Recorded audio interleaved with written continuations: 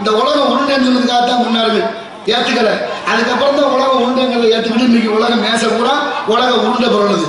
எப்போதுமே ஒரு வித்தியாசமான காரியத்தை செய்து பார்க்கறதுல தமிழர்கள் முன்னுரிமை வைப்பார்கள். அந்த வகையில் ஏதோ ஒரு காரணத்துக்காகத்தான் வைத்திருப்பார்கள். அதனால ஒன்று காரணம் கிடையாது, எல்லாம் நல்ல விஷயமாகத்தான் இருக்கும். எல்லா செயலும் நன்மைக்கே என்பதை உணர்ந்து ஆகினால் உள்ளம் பெரும் கோயில் ஊனுடைய ஆலயம் வல்லபிரானாருக்கு வாய்ப்போகிற வாசல் என்ற வகையில் இந்த உடம்பும் ஆலயமும் ஒன்று. இந்த ஆலயத்தை எப்படி நிறுவினார்கள் என்றால் உடம்பு வைத்து 1008 கோயில் சிவன் கோயில், 108 கோயில் பெருமாள் கோயில், அத்தனை கோயிலும் ஒவ்வொரு கோயிலும் ஒவ்வொரு தத்துவத்தை நமக்கு சொல்லிக் கொடுக்குது. கோயிலுக்கு போனால் சுத்தமாக இருக்கணும், குளிக்கணும், அதுதான் உடம்பு. அகத்தூய்மை என்பது புறத்தூய்மை என்பது. வள்ளுவர் கூட திருக்குறளை பாடுகிறார், புறத்தூய்மை நீரால் ஆனமயம், அகத்தூய்மை வாய்மையால் காணப்படுகிறார். புறத்தூய்மை நீரால் தான் என்னத்தான்? குளிக்கணும், நீர் ஆடணும். அதான் நீராடின்னு 2 வாசகம். அப்படின்னா 2 தரம் குளிக்கிறது இல்லை. முதல்ல நீராடி, பிறகு விபூதி என்ற நீராடி, திருநீராடு. அடுத்த அகத்தூய்மை என்பது என்ன? உள்ளத்தை கழுவணும். அதுக்கு சுத்தமா இருக்குது என்ன? மனதை சுத்தமாக வைத்துக் கொள்ள சத்தியத்தை கடைபிடிக்கணும், நேர்மையை கடைபிடிக்கணும், உண்மையே பேசணும். அதனால அந்த வகையில தான் இந்த 2 விஷயத்தையும் கடைபிடித்தா இறைவன் இருப்பான் என்று. நீங்க ரொம்ப வேணாம், ஒரு 10,000 ரூபாய் பட்டு வேஷ்டி கட்டிக்கிட்டு 10,000 ரூபாய் பட்டு சட்டை பல பலன்னு வந்து இந்த இடத்துல உட்காருங்களா? ஏன் உட்கார மாட்டீங்க? துணி அழுக்கா போயிருந்து உட்கார மாட்டீங்க. மற்றபடி யாரும் இங்க உட்கார வேண்டாம்னு சொல்லல, உட்கார வேண்டாங்கிற எண்ணமும் இல்லை. ஆனா துணி அழுக்கா போயிரு நீங்க உட்கார மறுக்கிறீங்க. ஒரு அழுக்கான இடத்துல உட்கார்ந்தா துணி அழுக்கா போயிரு உட்கார மாட்டேங்கிறீங்களே. அழுக்கான மனசுல எப்படி இறைவன் இருப்பான்? ஆக உள்ள தூய்மை என்பது மிக சுத்தமாக இருக்க வேண்டும். அந்த சுத்தமான மனசுதான் இறைவன் குடியிருக்கும் இடம். அந்த இறைவனை வழிபாடு செய்வதிலே மனசு சுத்தமா இருக்கணும், உடம்பு சுத்தமா இருக்கணும். அதனால நமக்கு ஆன்மீகம் மிகப்பெரிய சக்தியை கொடுத்திருக்கிறது. இந்த ஆன்மீகம் தான் இந்த பூமியையும் இந்த உலகத்தையும் இயக்கி கொண்டிருக்கிறது. அத்தனை உயர்ந்த சிந்தனையோடு நாளைய தலைமுறையை நண்பற்றவர்களாக ஆக்க வேண்டும் என்ற நல்ல சிந்தனையோடு இடத்தின் சிறப்பை பார்க்கின்ற பொழுது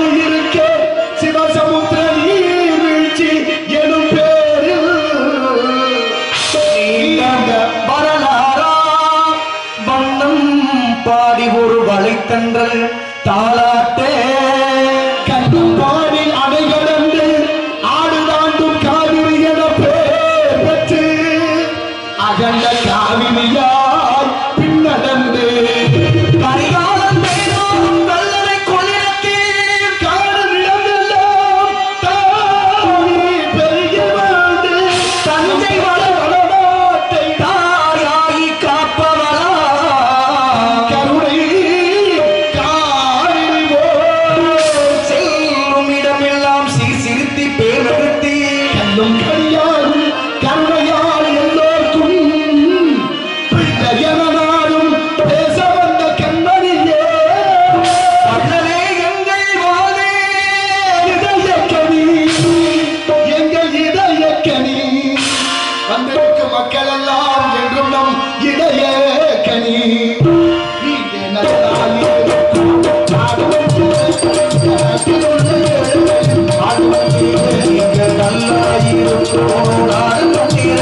இந்த நாட்டில் உள்ள நம்ம முன்னாலே என்றும் நல்ல எல்லோரும் நம்ம முன்னாலே நாம் நினைச்சதெல்லாம் படிக்கணும் என்ற முன்னாலே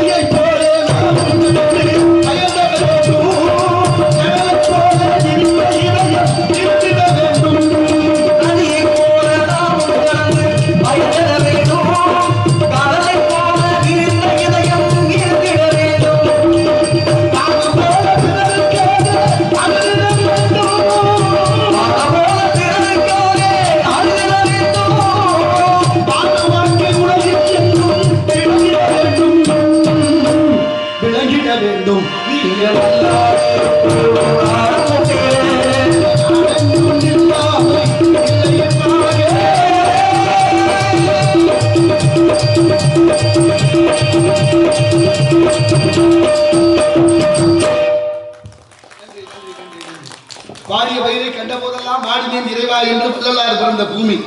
இன்னும் கண்டே பிடிக்க முடியாத அதிசயங்கள் இந்த பூமியில எண்ணற்றவை இருக்கிறது. பாத்தீங்களா, அழகர் கோயில் மூவரகங்கை ராக்காட்சி தீர்த்தம். அந்த தீர்த்தம் எங்கே இருந்து வருதுன்னு இன்னைக்கு வரைக்கும் எந்த விஞ்ஞானியாலையும் கண்டுபிடிக்க முடியல. ஆனா புராணத்துல ஒரு கதை சொல்லுது. எங்க அப்பா பிரம்மா, நாரதருடைய தந்தை பிரம்மா, அவருடைய அப்பா மகா விஷ்ணுவுடைய பாத பூசை செய்கிற போது அதுல இருந்து வழிந்த தண்ணீர் தான் அங்க வர்றதாக ஒரு கதை சொல்லுது. முருகப்பெருமான் ஔவையாருக்கு நாவல்கனி கேட்டு இருந்த இடம் அந்த பழமுதிர் சோலை என்று சொல்லப்படும். ஆனா ஒரே கதை பல இடங்களிலே இடம்பெறுகிறது. இங்க கதையும் காரணங்களும் முக்கியம் இல்ல, கருத்து ரொம்ப முக்கியம். யார் என்ன சொன்னாலும் அதன் கருத்து நமக்கு என்ன சொல்லப்படுது என்பதை கவனித்தால் அது இருந்தாலும் இரண்டாலும் பேர் சொல்ல வேண்டும். இவர் போல யார் என்று ஊர் சொல்ல வேண்டும். கும்பகோணம் பக்கத்துல திருப்புறம்பயம்னு ஒரு ஊர். தேனுறிஞ்சும் பிள்ளையார் சிலையில எவ்வளவு தேன் அபிஷேகம் பண்ணாலும் ஒரு சொத்து கூட வெளியில வருவதில்லையா, உறிஞ்சிக்கிட்டே இருக்கு. அந்த கல்லு எந்த வடிவத்தால் ஆனது, எதனால் செஞ்சப்பட்டது என்பது யாராலையும் கண்டுபிடிக்க முடியல. கேரளபுரம் கன்னியாகுமரி பக்கத்துல ஒரு அரச மரத்துல 4 பிள்ளையாரு. வருஷத்துக்கு ஒரு முறை 6 மாதத்துக்கு ஒரு முறை ஒரு பிள்ளையார் கருப்பா மாறுது, ஒரு பிள்ளையார் வெள்ளையா மாறுது. ஒரே பிள்ளையார் 6 மாசம் கருப்பு, 6 மாசம் வெள்ளை. 6 மாசம் பிள்ளையார் கருப்பாகும் போது அந்த அரச மரத்தால கரும்பச்ச, அவர் வெள்ளையா மாறும் பொழுது அந்த அரச மரத்தால வெளிர் பச்ச. பக்கத்துல ஒரு நீரோடை, தண்ணியும் அது போல மாறி மாறி காட்சி அளிக்கிறது. இன்று வரை நடக்குதாம். எந்த விஞ்ஞானியாலும் கண்டுபிடிக்க முடியவில்லை. இப்படி மகத்துவம் வாய்ந்த எண்ணற்ற அதிசயங்கள். திருமயம் தாலுகா பொன்னமராதி வேந்தன்பட்டி என்று சொல்லக்கூடிய நெய் நந்தீஸ்வரர் கோயில், நகரத்தார்களால் நிர்மாணிக்கப்பட்ட அந்த கோயில், நந்திக்கு அபிஷேகம் செய்யக்கூடிய நெய்யில இன்னைக்கு ஈ வருவதில்லை, எறும்பு வருவதில்லை. மீதம் இருக்கும் நெய்யை பக்கத்தில் இருக்கிற கிணற்றுல ஊற்றுகிறார்கள், அதுலேயும் ஈ வருவதில்லை, எறும்பு வரல. கடைசியா எந்த விஞ்ஞானியால அதையும் கண்டுபிடிக்க முடியல. பங்கனப்பள்ளின்னு ஆந்திராவில் ஒரு இடம், பானக நரசிம்மர்னு பேரு. அந்த நரசிம்மருக்கு எந்த நேரமும் 24 மணி நேரமும் பானகம் கரைத்துக் கொண்டே இருக்கிறார்கள். கரைக்கிற இடத்துல ஈ இல்ல, ஒரு அடி தள்ளி வச்சாச்சுன்னா ஈ வந்துருதான். ஒரு அண்டா கரைச்சி நரசிம்மருக்கு ஊட்டும் பொழுது நரசிம்மருடைய வாயோ ஒரு கோடு போல, ஒரு அண்டா ஒரு கரைச்சாலும் அரை அண்டா தான் உள்ள போகுமா, மீதம் கொப்புளிச்சிருமா. அப்படி கொப்புளிக்கிறதான் தீர்த்தமாக பக்தர்களுக்கு வழங்குகிறார்கள். அண்டாவில் ஊத்துனா பாதி தான் குடிக்கிறாரு. ஒரு கோலையில விட்டு கோலையில ஊத்துனாலும் அரை கோலை தான் போகும், அரை கோலை போகாது. ஏன்னு இன்னைக்கு வரைக்கும் கண்டுபிடிக்க முடியல. விளங்க முடியாத விளக்கங்களா இருக்கு. யாரும் சொல்ல முடியாத விஷயங்கள் நிறைய இருக்கு இந்த உலகத்துல. 5 வருஷத்துக்கு ஒரு தடவை ஆட்சி மாறுது, ஓட்டு வாங்கிட்டு போறேன்னு நம்ம கேட்கறது பதில் சொல்ல மாட்டேங்கிறான். 20 ரூபாய் கொடுத்துட்டு சனிமொழியில ஏன் வச்சான்னு என்னைய கேட்குறீங்க. நாட்டே சூறையாட்டிட்டாங்க, அதை கேட்க நாதி இல்லை. 2000 3000 சாராயத்துக்கு ஓட்டு போட்டுவிட்டு கோவணம் கூட இல்லாம நாட்டுல தண்ணி பஞ்சம் தலைவலிச்சு ஆடுது. உலக நாடுகள்லாம் பதறது தண்ணீர் வச்சு போச்சேன்னு. தாய்மாரெல்லாம் 6 மாசம் மழை பெய்யலன்னா வீதியில் இறங்கி போராடுது. எத்தனை வருஷமா? 79 ஆண்டு சுதந்திர இந்தியா, இன்னமும் தண்ணி பஞ்சம் தீரல. என்ன காரணம்? உலக நாடுகள், ஐக்கிய நாடுகள் ஒன்று சேர்ந்து இன்னைக்கு திட்டம் போடுறேன், தண்ணி இல்லாம போச்சே, நாடு என்ன ஆக போகுதுன்னு பயப்படுறேன். நம்ம ஏதாவது பயப்படுறோமா? இதை பத்தியாவது கவலை இருக்கா? கேரளாவில் ஒரு குச்சியை ஒடிக்கணும்னா 10 இடத்துல ஒடிச்சாலும் அரசாங்க அனுமதி இல்லாம ஒரு குச்சியை ஒடிக்க முடியாது. தமிழ்நாட்டில் எங்க வேணாலும் வெட்டலாம், எங்க வேணாலும் கொத்தலாம், சாலையை போட்டதுக்கு அப்புறம் உடைக்கலாம். ஆனா அங்கே அப்படி இல்லை. உடைக்க போறீங்கன்னா எதுக்கு உடைக்கிறான்னு கேட்பேன். சரி, உடைச்சிட்டா அதை ஒரு நாள் அடைக்க முடியுமான்னு கேட்பேன். ஆமா, அடைக்கணும், என்ன வச்சிருக்காங்க நீங்க சரி செய்யறதுக்குன்னு கேட்பேன். வாங்க சொல்லுங்க. வேதாஸ்ரீ 101 ரூபா அன்பளிப்பு. ரொம்ப அழகா கழுத்துல ருத்ராட்சம். நம்ம இந்து மதம் பத்தியா குழந்தைகளுக்கு ருத்ராட்சம் போட்டு நெத்தியில விபூதி பூசி மங்களகரமா குங்குமம் வச்சு வந்தா என்ன சொல்றேன் தெரியுமா? நம்ம கிண்டல் பண்றேன். என்ன இப்பவே பிள்ளைய சாமியார் ஆக்கிட்டாங்க. அது என்ன அர்த்தம்? அப்படி இருந்தா அந்த பிள்ளை ஒரு பண்பாடோடு வளரும், ஒரு ஒழுக்கத்தோட வளரும், ஒரு கட்டுப்பாடு நமக்குள்ள இருந்தது. இந்த ஆன்மீகம் நமக்கு ஒரு நல்ல சிந்தனையை வளர்த்தது, ஆன்மீகம் நமக்கு நல்ல பக்தியை கொடுத்தது, ஆன்மீகம் என்பது நல்ல ஒழுக்கத்தை கற்றுக் கொடுத்தது. அந்த பக்தியோடு சேர்ந்த கல்விதான் மனிதனுக்கு எல்லா பழக்க வழக்கங்களையும் சரியாக செய்து கொடுத்தது. வள்ளுவர் அதைத்தான் பாடுறாரு, கற்றதனால் ஆய பயனர்கள் வாழறிவன் நற்றார் தொழாரறிவு என்று. இறை சிந்தனை இல்லாத எந்த செயலும் வெற்றி அடைந்ததாக வரலாறு இல்லை. நீங்க கோயிலுக்கு போறது மட்டும் இல்ல, அந்த பக்கம் போகாத, சாமி இருக்கு சொல்றது கேளு, தப்பு தப்பா பேசாத, சாமி கண்ண குத்தம் சொல்லி வளர்த்தா இல்ல. ஒரு பயம் இருந்துச்சு இல்ல, இந்த பயம் தான் நமக்கு பக்தியா பயன்பட்டது. அந்த பக்தி இருந்த வரைக்கும் ஒழுங்கா இருந்துச்சு. இன்னைக்கு பக்தியாவது ஒன்னாவது எல்லாம் கேலி கூத்து ஆகி போச்சு. கேலி கூத்து ஆனதுனாலதான் யாரு வேணாலும் கேள்வி கேட்கிற நிலைமைக்கு தள்ளப்பட்டிருக்கிறோம். கடவுளையே கேள்வி கேட்கிற அளவுக்கு யாருக்கு இருக்கு? யாருக்கு அந்த துணிச்சலும் இல்லை, யாருக்கு தைரியம் இல்லை, ஒரே ஒரு ஆளுக்கு தான் இருக்கான். நீங்க மாணவன் தவறு செய்து விட்டால் ஆசிரியர் தண்டு செய்வார். ஏன்னா பள்ளிக்கூடத்தில் சேர்ந்த மாணவனா இருந்தா வீதியில விளையாடுற மாணவனை யாரும் கேட்க முடியும்? போற வரவன் தலையில ஒரு தட்டு தட்டிட்டு போக வேண்டிய. இப்ப ஆசிரியர் மாணவரை கண்டிக்கலாம், ஆசிரியரை மேலதிகாரி கண்டிக்கலாம், மேலதிகாரியை அதுக்கு மேலதிகாரி, இப்படி மேல மேல தகுதி உடையவர்கள் ஒருத்தர் கண்டிக்க முடியும் என்ற தகுதி இருந்தாலும் எல்லாத்துக்கும் மேல இறைவன் ஒருவன் இருக்கிறார். அவனை யாராவது கண்டிக்க முடியுமா? யாராவது கண்டிக்க முடியுமா? ஒரே ஒன்றுக்கு மட்டும்தான் அந்த ஆற்றல் இருக்கான். அதைத்தான் நமது மூதாட்டி ஔவையார் சொல்றா, உன் தத்துவம் தவறு என்று சொல்லவும் அவ்வையின் தமிழுக்கு உரிமை உண்டு. இந்த தமிழ் ஒன்றுக்குத்தான் யாரையும் தண்டிக்கும் தன்மை உடையலாம். அதனால நெஞ்சு பொறுக்குதலையே நிலைகட்ட மாத்திரம் விழுந்து விட்டால் நெஞ்சு பொறுக்குதலை என்று பாடினார் பாரதி. நக்கீரர் கூட கேட்டது இல்லையா, சங்கர் பதங்க குலம் சங்கரனார் கேது குலம் சங்கை அறிந்துண்டு வாழ்வோம் அரணே போல் இறந்துண்டு வாழ்வதில் என்ன அங்க முழுதுபட்ட நெய் பூசி அறிவாள நெய் பூசி பங்க வடவடன் இருக்கும் நக்கீரனா என் பாட்டை ஆராய்ந்து சொல்லத்தக்கவன் என்று கேட்டார். நெற்றிக்கன் திறப்பினும் குற்றம் குற்றமேன்னு சொன்ன தமிழுக்கு தானே தகுதி அத்தனை இருக்கு. ஆனா தமிழை நீசபாசன் தமிழ் சோறு போடுமான்னு கேட்கிறாங்களே, என்ன பெரிய கொடுமை. ஆனாலும் தமிழை வைத்து பிழைப்பு நடத்த அத்தனை பேர்களும் தமிழுக்கு பெருமை சேர்க்கவில்லை, தனக்கு பெருமை சேர்த்துக் கொண்டார்கள். தமிழ் தன்னையும் பெருமைப்படுத்திக் கொள்ளும், மற்றவர்களையும் பெருமைப்படுத்திக் கொள்ளும். அதனால்தான் பக்தி என்பது மிக உயர்ந்தது. அந்த பக்தியை சரியா கடைபிடித்தா சின்ன குழந்தைகள்ல இருந்து அதை கொண்டு வரும்போது ஒரு ஒழுக்கத்துக்கு அது வருது. இல்லைன்னா என்ன ஆகுது? பண்பாடு இல்லாம போயிடுறோமே. ஆடு மாடு மாதிரி பசுமாட்டுக்கு எரும மாட்டுக்கு என்ன வித்தியாசம்? பசுமாடு வந்து வெள்ளையா இருக்கும், எருவ மாடு கருப்பா இருக்கும். இல்ல பசுமாடு எல்லா நேரமும் இருக்கலாம் சொல்ல முடியாது. பசுமாடு வெள்ளையா இருக்கு, எரும மாடு அது நிற வேற்றுமை. என்ன வித்தியாசம்னு பாத்தீங்கன்னா, பசுபால் தண்ணியா இருக்கும் ஆனா தாய்ப்பாலுக்கு இணையானது, எருமப்பால அடர்த்தியா இருக்கும் ஆனா மந்தம் உண்டாகும். 10 மாடுகளுக்குள்ள விட்டா கூட எரும மாடு தன்னுடைய கண்டுபிடியை கண்டுபிடிக்க முடியாது. 1000 மாடுகளுக்குள்ள நின்றாலும் தன்னுடைய கண்டுபிடியை சரியா கண்டுபிடிச்சிடும் பசுமாடு. இன்னும் சொல்றேன் பாருங்க, பசுமாடு கட்டி கிடக்கிற இடம் சுத்தம் இல்லைன்னா படுக்காது, எரும மாடு கட்டி கிடக்கிற இடம் எப்படி இருந்தாலும் படுத்தும். பசுமாடு ரொம்ப நேரம் வெயில்ல நிற்கும், எரும மாடு ரொம்ப நேரம் வெயில்ல நிக்க முடியாது. ஏன்னா அந்த உடம்பு தாங்காது. என்ன செய்ய? பக்கத்துல ஏதாவது தண்ணி கிடக்கான்னு பார்த்து தண்ணி இல்ல சாக்கடைனாலும் விழுந்துடும். இப்ப மனுஷன்ல 2 பேர் இருக்கா, எரும மாடு மாதிரி பல பேரு, பசுமாடு மாதிரி பல பேரு. உதாரணத்துக்கு சொல்றேன், நமக்கு பெரிய இடத்து போல அரமணை கோழி முட்டை அம்மிக்கெல்லாம் உடைக்கும். அதனால இந்த உலகத்தினுடைய இயல்பு மனிதன்ல 4 வகையான நிலை இருக்கு இல்லையா? கிரகஸ்தன், வானப்பிரஸ்தன், சன்னியாசி, பிரம்மச்சாரி. இந்த 4வது நிலையை அடையணும்னா மனிதன் எவ்வளவு இழக்கணும் என்பதையும் நம்ம உணரணும். அப்படி என்றால் ஒன்றை இழக்காதவன் பிறந்தொன்றை அடைய முடியாது என்பார்கள். அப்படி மகத்துவம் வாய்ந்த இந்த ஆன்மீகம் பொருந்திய இந்த நாடு எவ்வளவு மகத்துவமாக இருந்தது. ஆனாலும் இன்று கேள்விக்குறியாகி நிற்கிறது தான் வேதனையான விஷயம். நீங்க ஊருக்குள்ள திருவிழா, முகூர்த்த கால் உண்டுவாக, நல்ல நாள் பார்த்து முகூர்த்த நாள் பார்த்து அமிர்த யோகம் சித்த யோகம் அதெல்லாம் பார்த்துட்டே முகூர்த்த கால் உண்டு. குடமுழுக்குங்கிற கும்பாபிஷேகம், திருக்குட நன்னீராட்டு பெருவிழா சாதாரணமாக நடந்திருக்குமா? எத்தனை ஆண்டுகள் திருப்பணி நடந்திருக்கும், எத்தனை ஆண்டுகள் போராடிப்பாரு, எவ்வளவு வசூல் செய்திருப்பாரு, எத்தனை பேர் உழைத்திருப்பாங்க. கடைசி அந்த 5 வினாடி கும்பத்தில் அந்த ஜலம் அந்த தண்ணீர் மூற்ற போது அதனுடைய தன்மை பெரியுது. பல மாசங்கள் பல வருடங்கள் பொண்ணு பார்த்து மாங்கல் இதான தாலி கட்சியாச்சுன்னா கல்யாணம் முடியுது. அது போல அதுக்கு பாடுபட்டவர்கள் நம்ம நினைச்சு பார்க்கணும். அந்த ஆலயங்களை நிறுவி அதனால ஒரு ஒழுக்கத்தை கொடுத்து இந்த மக்கள் செம்மையோடு வாழ்வதற்காகத்தான் ஊரில் எல்லாமே திருவிழா, கோயில், குளங்களை வெட்டி வைத்தார்கள். 1008 கோயில் சிவன் கோயில், 108 கோயில் பெருமாள் கோயில். முதல் கோயில் சிவன் கோயிலே உத்தரகோசம், அங்கு பாண்டிய நாட்டு திருத்தலங்கள் 14 மொத்தம். அப்படிப்பட்ட மகத்துவம் வாய்ந்த ஆலயங்களை நிறுவினார்கள். எதற்காக? காதை வச்சுட்டு சும்மா இருக்க முடியாமையா? நீங்க எல்லாம் ஒழுங்கா இருக்கணுன்றதுக்குத்தான். இந்த கோயிலை நினைச்சா அது சுத்தமா இருக்கணும், பக்தியா இருக்கணும். கோயிலுக்கு போனா கண்டதையும் பேசக்கூடாது, கோயிலுக்கு போனா கண்ட சிந்தனையும் வரக்கூடாது. கோயிலுக்கு போயாச்சுன்னா வாசப்படிக்கு போன உடனே நம்ம மனசு இறைவனுடைய திருப்பாதத்தை தொட வேண்டும். அதனாலதான் அம்மையே அப்பா ஒப்பிடாமணியே எங்கு எழுந்து அருள்வதனியே சிக்கலை பிடித்து எங்கு பாடுறார். உடும்பு போல பிடிச்சுக்கணுமா இறைவனுடைய திருப்பாதத்தை. அப்படிப்பட்ட மகத்துவம் வாய்ந்த இந்த ஆன்மீகம் நம்மளை செம்மைப்படுத்தும். அந்த செம்மையோடு வாழ்க்கையை நெறிப்படுத்த வேண்டும் என்பதற்காகத்தான் இத்தனையும் முன்னோர்கள் நமக்கு கட்டி வைத்தார்கள் என்ற காரணத்தில் ஒருத்தர் நடந்து போயிட்டே இருக்கார். சரி, ஒரு பூசணிக்காய் கிடந்திருக்கு. பூசணிக்காய் என்ன பூசணிக்காய்? தர்பூசணி இல்ல, சாம்பல் பூசணி. சாம்பல் பூசணி, திஷ்டி பூசணி, சாம்பார் பூசணி. திருநெல்வேலி பக்கம் கதியங்காய்க்கு பேர் இருக்கு. அதை பார்த்துருக்கேன். அது வெள்ளை வெள்ளையா உருளையா கிடந்திருக்கு. காயை உருட்டி பார்த்திருக்கேன். அது கொடியில காய்ச்சிருக்கு. பூசணிக்காய் கொடியில காய்க்கும். இவனுக்கு ஒரு சந்தேகம், சின்ன கொடியில இவ்வளவு பெரிய காய் எப்படி இது பொருத்தமே இல்லாம? கடவுள் தான் படைச்சானா? கடவுளுக்கு அறிவே இல்லை, கடவுள் முட்டாள். நாட்டுல கொல்லப்ப கடவுள் முட்டாள் தான் சொல்லிட்டு இருக்காங்க. அதையும் கேட்டுட்டு தான் தெரியல நம்மள என்ன செய்ய. கடவுள் முட்டாள், கடவுளுக்கு அறிவே இல்லைன்னா கொஞ்ச நேரத்துல அப்படியே போய் ஒரு ஆலமரத்துல படுக்கிறேன். ஆலமரத்துல படுத்தா மேல பாக்குற ஆலமரம் சிறுசா தானே இருக்கும்.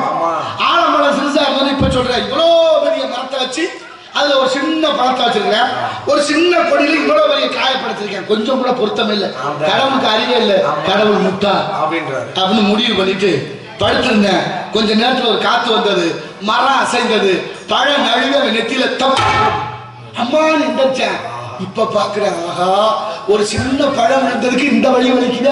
ஒருவேளை நம்ம நினைச்ச மாதிரி பூசணிக்காய் மேல எடுத்து விழுந்திருந்தா நேரம் தலை என்ன இருக்கு, செதற்காயா போயிருக்குமே. போச்சுடா, நல்ல வேலையா போச்சு.